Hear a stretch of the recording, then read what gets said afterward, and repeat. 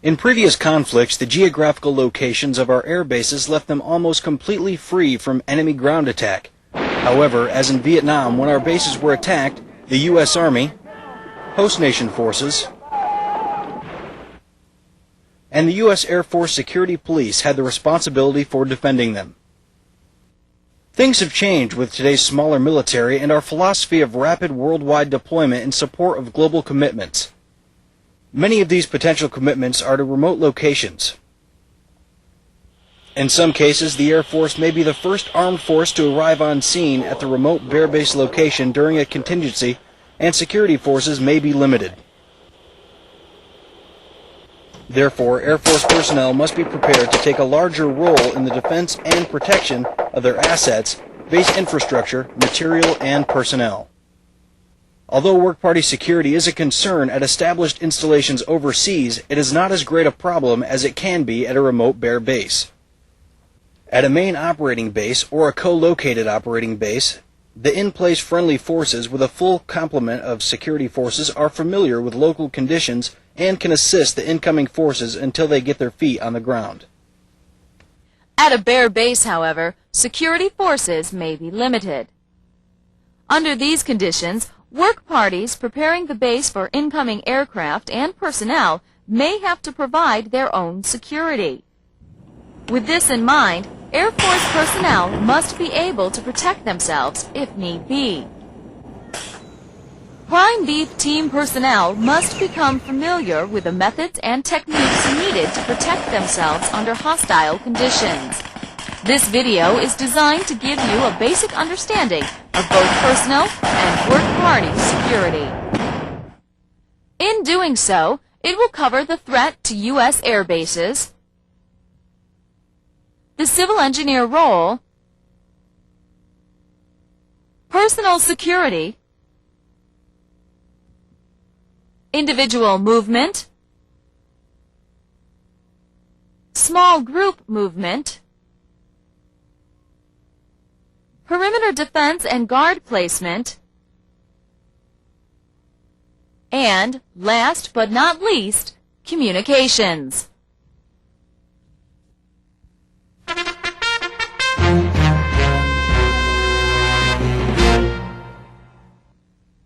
Possible threats to our air bases are grouped into 3 levels. An enemy may use one or all of these to attack the base.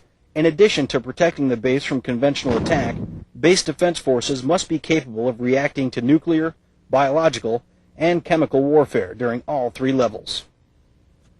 A Level 1 threat includes small-scale activities conducted by enemy agents, sympathizers, and partisans. These activities could also be conducted by an enemy agent, controlled or independent terrorists.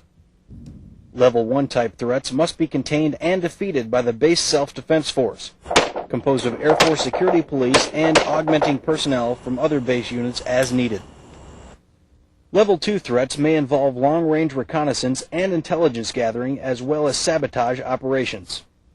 These activities can be conducted by enemy special purpose forces, guerrilla forces, and unconventional forces or small tactical units. These Level 2 type threats must be defeated or delayed by base self-defense forces until assistance comes from response force such as U.S. Army, military police units, or host nation friendly forces. In addition to major ground attacks, Level 3 threats can also include major attacks from aircraft and in-theater missiles armed with conventional or NBC weapons. The base defense force may require assistance from U.S. Army and or host nation tactical combat forces during a Level 3 threat. However, base defense forces must be able to delay the threat until help arrives.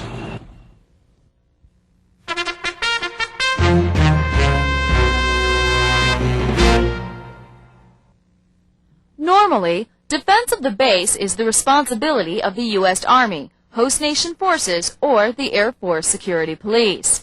However, there is no guarantee that these forces will be available in sufficient numbers whenever required to support engineer requirements. In such situations, civil engineer personnel will be expected to protect their own priority assets and to provide their own work-party security, particularly when such work involves locations either off or in remote areas of the base. For planning purposes, engineer forces are considered to play a limited role with no offensive capability with respect to air base security. However, defending Air Force resources is the responsibility of all air base personnel. Furthermore, Civil Engineer Prime Beef forces are specifically identified in Air Force directives to take an active part in the air base defense mission. These security-related tasks make it imperative that engineer forces have a basic knowledge of self-protection techniques and defensive operations.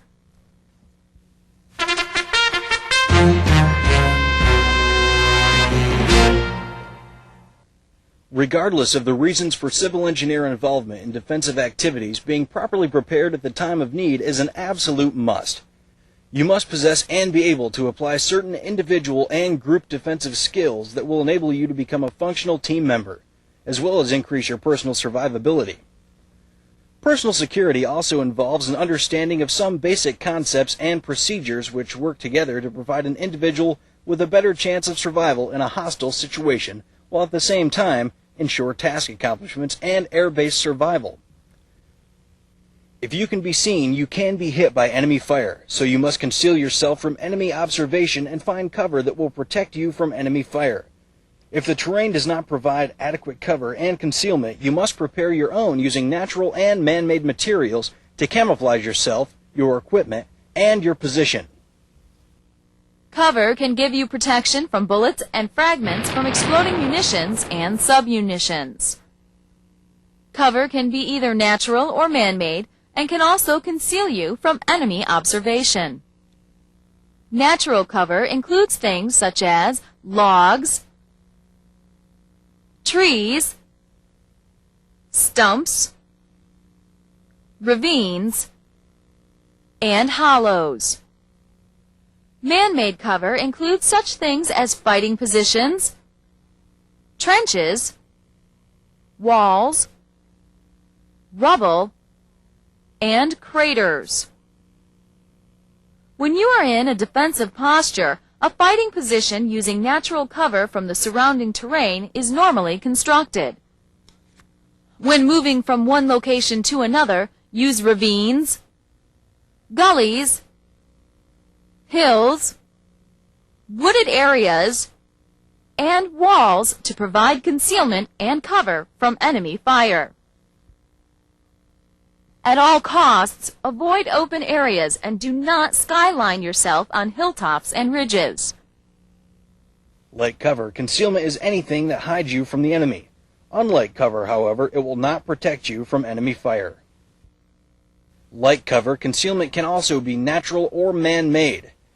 Natural concealment includes bushes, trees, grass, and shadows. Examples of man-made concealment include the battle dress uniform, camouflage net, face paint, and natural material that has been moved from its original location. To be effective, this material must blend into the natural terrain. Light, noise, and movement also contribute greatly to concealment. Light discipline is controlling the use of lights at night. Some examples of light discipline include not smoking in the open, not walking around with a flashlight on, and not using vehicle headlights. Noise discipline is taking action to control sounds generated by your unit and using methods of communication such as arm and hand signals when necessary to help prevent the enemy from locating your people. Movement discipline includes such things as not moving around your fighting position unless absolutely necessary and not moving along routes that lack cover and concealment. Movement draws attention. When you move about your position, the movement can be seen by the naked eye from a long way off. When in a defensive posture, stay low and move only when necessary. If movement is a must, do so only on covered and concealed routes. Camouflage is used to describe any action taken to disguise, mislead, or misrepresent the true identity of yourself, your equipment, and your location from the enemy. Items such as decoy application, camouflage netting, and building tone down are not normally used in conjunction with work party security and will not be covered in this video. They will, however, be included in other portions of your home station training. Basically, camouflage stresses visual concealment. With this in mind, there are 4 areas that should be considered when camouflaging yourself, your equipment, or your location. They include shine or light, shape, color, and dispersion. We will limit our coverage to a brief description of each. As the video progresses, however, you will see how camouflage, cover, and concealment blend in with other aspects to form a complete package of personal and work party protection. Shine is any light or reflection that can attract the enemy's attention. In the darkness, it may be the light from a burning cigarette or a flashlight. In the daylight, it can be the reflection from a mess kit, a windshield, a watch crystal, or even exposed skin. To reduce shine, cover your skin with clothing and face paint. Also, dull the surface of equipment and vehicles with paint, mud, or camouflage material. Shape is outline or form. The shape of a helmet and human body are easily distinguishable. Use camouflage and concealment to break up shapes and blend them with their surroundings. But be careful not to overdo it. Colors can be a dead giveaway. The colors of your skin, uniform, and equipment may help the enemy detect you if they contrast with the background. For example, a desert BDU uniform will stand out in a green wooded terrain. Camouflage yourself and your equipment to blend in with the surroundings. Dispersion is the spreading out of personnel, vehicles, and equipment over a wide area. It is usually easier for the enemy to detect individuals when they are grouped together, so spread out. The distance between individuals will vary with the terrain, degree of visibility, and enemy situation.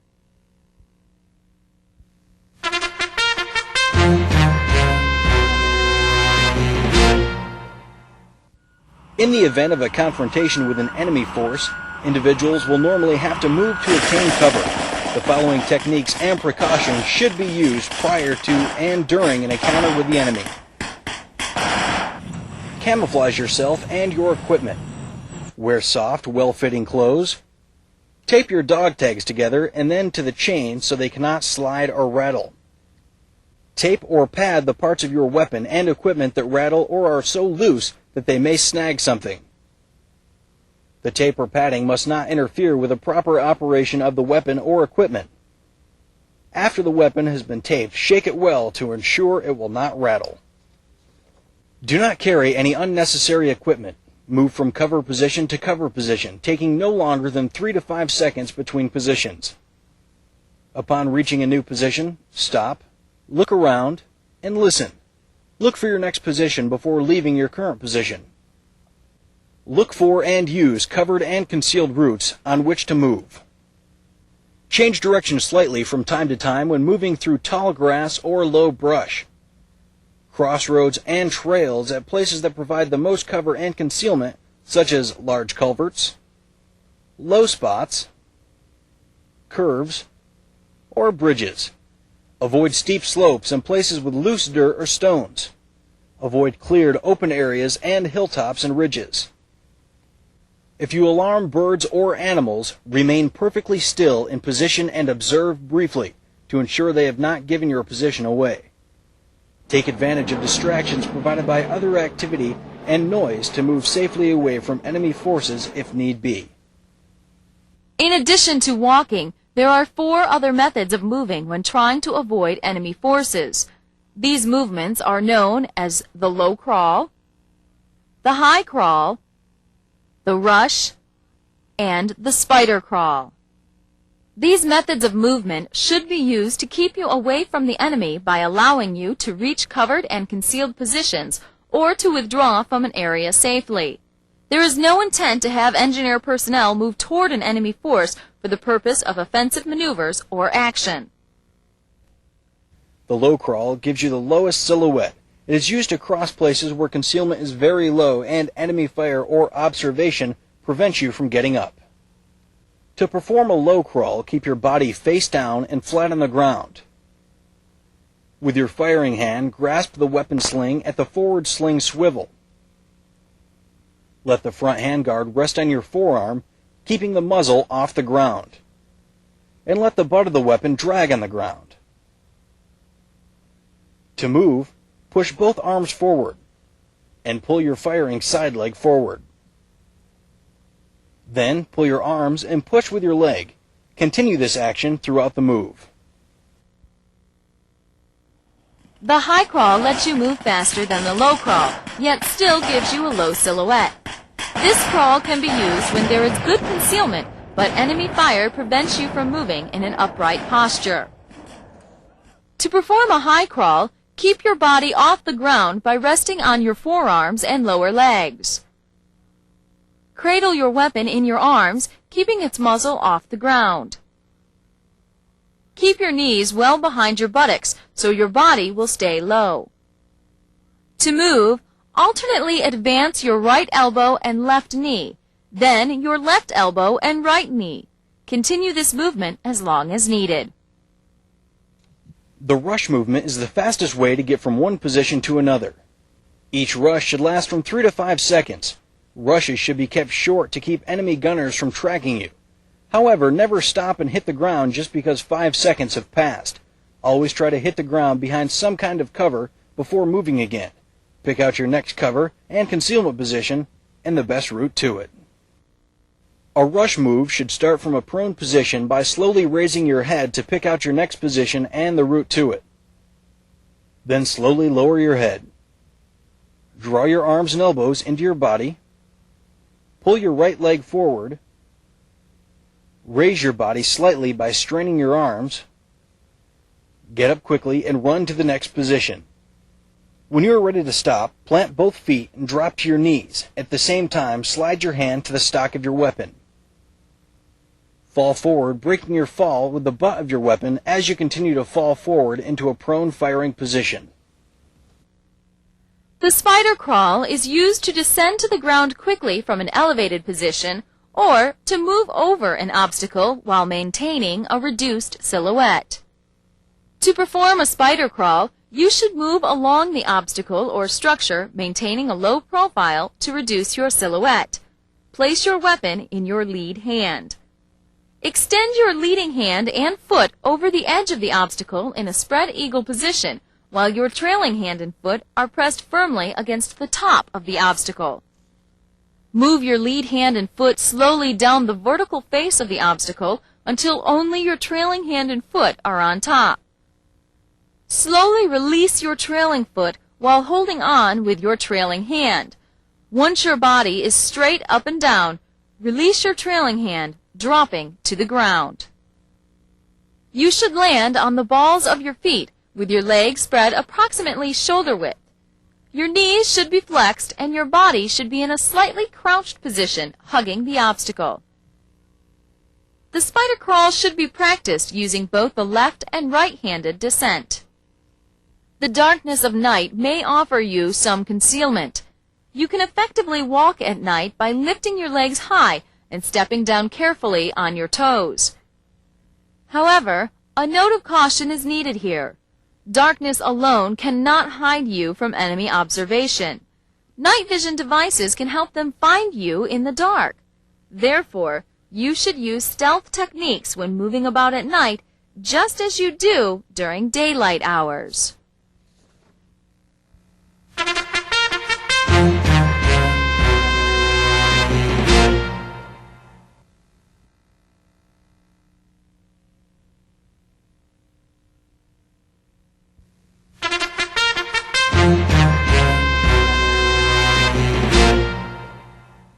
For those occasions when engineer personnel may have to move into an unsecured or potentially hostile area remote from the main base or at an off-base location, small group movement techniques may be required for defensive purposes. Under these conditions, personnel are organized into fire teams. Fire teams normally consist of 4 people. Each team member is identified by a number from 1 to 4. For our purposes, all team members are riflemen, with the team leader being the number 4. The wedge is the basic formation for a fire team. The interval between team members is 10 meters. The wedge can expand or contract depending on the terrain. It may be necessary to close the sides of the wedge to almost single file to move up a narrow gully or through heavy brush or when visibility is poor. As soon as the terrain and visibility permit, the wedge should spread out again without command. If two or more fire teams are traveling together, both teams use the wedge formation, with one team following the other. Usually, an element leader is also part of a two-fire team formation. Normally, if contact with an enemy force is not likely, the element leader is positioned between the fire teams and about 20 meters in front of the second team. When in heavy brush or woods, the two-fire team wedge formation should close to a file formation. In this case, the element leader can hold his position between the teams or move up with the first fire team for better navigation and control purposes.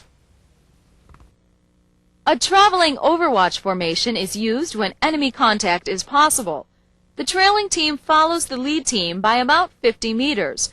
If the lead team is attacked, the trailing team is far enough back so that it is not hit by the same fire, yet close enough to support the lead team. When in traveling overwatch formation, the element leader is normally at the front of the trailing team. This lessens his chance of being pinned down by the enemy's first fire and lets him react to the situation with maneuvering and return fire to support the lead team. The bounding overwatch formation is used when an attack is expected or when a danger area must be crossed. Usually, the lead fire team takes up a defensive position, and the trailing team moves through the lead team and crosses the danger area. As the trailing team reaches cover on the other side of the danger area, they take up defensive positions. The lead team then crosses the danger area and moves through the trail team to take up the lead again. To properly support each other, the team should never be more than 150 meters apart. If you are attacked on your left flank while in a fire team wedge formation, use a left pivot movement to reach expedient cover, form a defensive line, and return fire. This is done by using the number 3 person as a pivot point. The number 3 person makes a left turn and moves to cover. The number 4, 2, and 1 person make a left oblique movement and move to cover. This will form a defensive line of fire from left to right of persons 3, 4, 2, and 1. If you are attacked on the right flank, a right pivot movement is performed similar to a left pivot movement. Except the number 1 person acts as the pivot point, making a right turn and moving to cover. The number 4, 2, and 3 persons make a right oblique and move to cover. This movement will form a defensive line of fire from right to left of persons 1, 4, 2, and 3.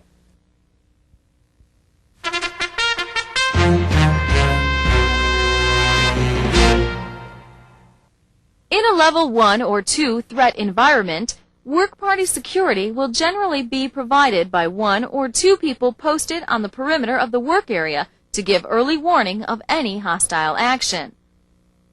If the work party is fired upon, these individuals will determine the direction of fire, estimate the type, size, and intent of the hostile force, direct the work party to take defensive positions, and call the base defense force for help.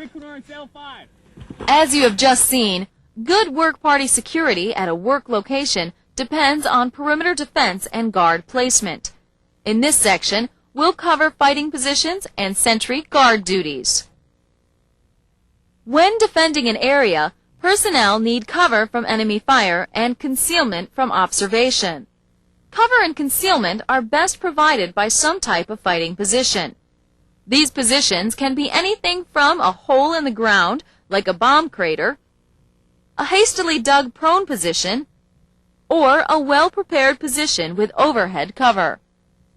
The time available and how often it will be used will determine how well you build your position. For example, if you are attacked while en route to a work location, you may only have time for a hasty position. However, well-constructed fighting positions should be established at all frequently occupied work sites and in the vicinity of dispersed critical engineer resources which are without immediately available air-based defense force protection. Regardless of the type, a fighting position should allow you to fire while protecting you from observation as well as direct and indirect fire. Your fighting position should be strong enough to protect you from small arms fire and indirect fire fragments. It should have frontal cover to protect you from small arms fire. Natural frontal cover using trees, rocks, logs, and rubble is best because it is hard for the enemy to detect a position made from natural cover. If natural cover is not available, use the dirt from the hole you're digging. Dirt frontal cover should be at least 18 inches thick to stop small arms fire. Placing the dirt in sandbags and wetting them will improve the protection. The cover should also be high enough to protect you when firing and far enough in front to allow you to fire to the oblique. Dirt from the hole can also be used to protect you from indirect fire that bursts overhead to the flanks and to the rear. If your position can be seen, it can be hit by enemy fire, or you can be quietly taken out of action before you can warn the work party. Therefore, your position must be so well hidden that the enemy cannot detect it, even at close range. Natural undisturbed concealment is better than man-made because it's already in place, usually will not attract the enemy's attention, and need not be periodically replaced. Sentries should always be posted for the protection of a work party. Sentries can give early warning of enemy movement or possible attack. They can also check the identity of visitors or suspicious individuals that may be saboteurs. At night, sentries should normally be posted in pairs. The duty should also be rotated so that everybody performs the function at some time. During a conflict, the lives of engineer work party personnel may very well depend on how well sentries know and perform their duties. When you are posted to sentry duty, you should be very familiar with the area around your post, the location of the work party, return routes between your post and the work party, the general location of the enemy, and which ground to watch. You should know proper communication procedures and how to contact the work party leader. You also need to know challenging procedures, passwords and times they change, as well as orders for opening fire, which friendly forces are in the area, and last but not least, relief times and procedures. Of the many responsibilities you have when on sentry duty, challenging individuals is one of the most important tasks. Challenging procedures must always be followed. Failure to do so may result in casualties being inflicted on friendly forces, particularly on other civil engineer personnel coming to check on or assist with work in progress. You should even challenge people you know, such as your own relief. The challenge should be given quietly and at a distance that will enable you to kill any enemy who tries to run away, but not so close that the enemy can rush your post. If the order to halt is not obeyed, repeat it, and if it's still not obeyed, then you must protect yourself and the work party by opening fire. When manning an entry control point, always challenge from a protected position. If two sentries are on duty, one sentry challenges and the other overwatches from a concealed position. Do not allow individuals or vehicles who are not in the entry list to proceed. If they insist, contact the work party leader for clearance. If the vehicle tries to proceed without permission, do not try to step in front to stop it. Follow your open fire orders. A system of constantly changing passwords, number codes, and duress words are an essential part of the security of any military unit during periods of conflict. Code systems afford guards a quick means of identifying both friendly and enemy personnel, even when restrictions prevent visual confirmation. In addition, codes can be used as a spontaneous alerting signal. Passwords are codes which a sentry may use to ensure no unauthorized person infiltrates the work area perimeter. Passwords are normally given in two parts and changed daily, usually at 1200 hours. They take the form of a challenge, Papa November, and a countersign. Papa Tango. The use of letters from the phonetic alphabet as challenges and countersigns is agreed NATO procedure, and may be used when forces of two or more nations are in the same area. Number codes can be used in place of passwords. There are normally less than 20 to make response easier and faster. For example, if the number code is 8, a challenge could be 5 with a countersign of 3. The challenge and countersign may be spoken, written, or transmitted visually using hand signals. A duress word is one word used to alert a friendly listener that the transmitter is in duress. When selecting such a code, use a word that is not used routinely, yet is not exotic. The words chow and serendipitous are either too commonplace or exotic to be effective, whereas the words boot or brogan may well prove effective. Use the word in casual dialogue so it is not obvious. This allows the listener to take action without alerting the enemy. Hands on top of your head. Get on your knees.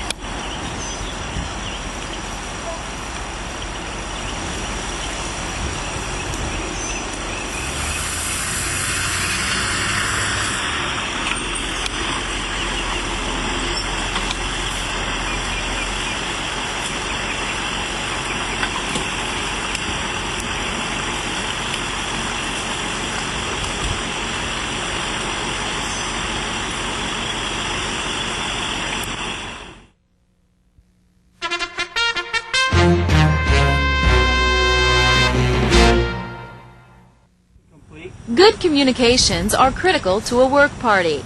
The work party uses various types of communication to control personnel, gather and send out information, and to ask for support when needed. There are several types or means of communication that can be used. If at all possible, there should always be at least one backup means of communicating. The more common available means of communication are radio, visual, sound, and messenger. Radios are the most frequently used methods of communication. They are particularly suited for use when you are on the move and need a means of maintaining command and control. Small handheld or backpack radios that communicate for short distances are ideal for work party use. To communicate with each other, radios must have a common frequency. They must also be able to transmit and receive the same type signal. Most prime beef radios are FM and will not communicate with AM units. Squelch settings on radios must also be set correctly. Factors that can affect the range of a radio include weather, terrain, antenna power, and the location of the radio itself. Trying to communicate near man-made objects such as bridges and buildings may also affect transmissions. Interference in the form of static normally occurs when you try to use radios near power lines or electrical generators. Interference may also come from other radio stations, bad weather, or enemy jamming. Common sense will eliminate many of the problems involved with poor radio communications. For example, make sure you are not trying to broadcast from under a steel bridge or near generators and power lines, and always use the best available antenna to ensure more reliable communications. It's your responsibility to ensure communication security. ComSec denies or delays unauthorized personnel from gaining information of value from telecommunication. To help ensure proper security is maintained, use authentication codes to ensure the person you are talking to is one of ours. Use only approved codes to send information. Designate periods when all radio equipment is to be turned off. Restrict the use of radios and monitor your receiver using listening silence to ensure proper net discipline and radio procedures are being used. Use proper site selection, minimum power, and transmission times. Change site and transmission times often to confuse anyone trying to monitor your broadcasts. Use directional antennas when possible.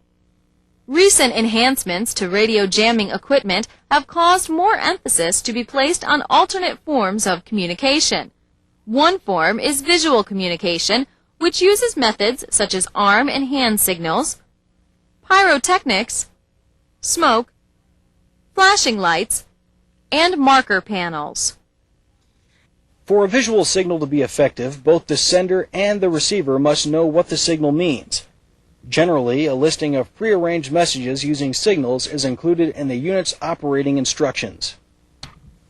Visual signals have some shortcomings that limit their use. For example, they can be easily misunderstood.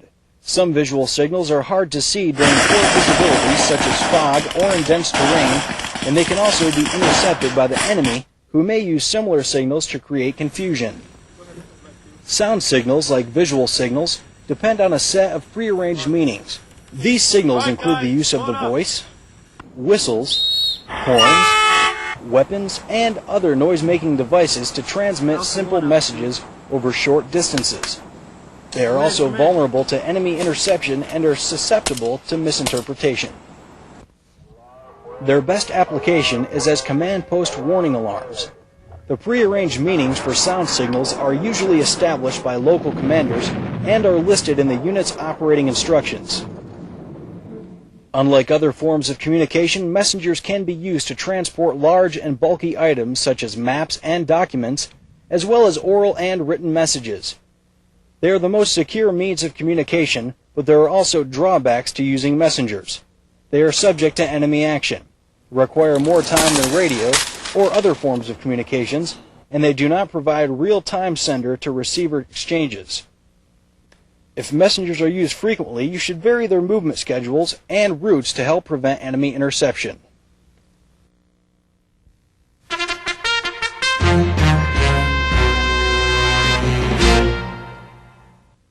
As we have seen in this video, with today's smaller military and our philosophy of rapid worldwide deployment in support of global commitments, Air Force personnel must be prepared to take a larger role in the defense and protection of their assets, base infrastructure, material, and personnel. Security at a bare base is a greater concern than at an established installation because security forces may be limited. Under these conditions, work parties preparing the base for incoming aircraft and personnel may have to provide their own security. With this in mind, Prime Beef team personnel must become familiar with the methods and techniques needed to protect themselves under hostile conditions. To better prepare you for this environment, we have provided you with information on the threats that may occur at your base and the role that civil engineer personnel may have to play in defending the base. We also provided a basic understanding of personal security, individual and small group movements, perimeter defense and guard placement, and communications methods. Armed with this information and the in-depth training you will receive through your home station training program, you should be able to meet the challenge of personal and work party security to ensure your task accomplishment and airbase survival.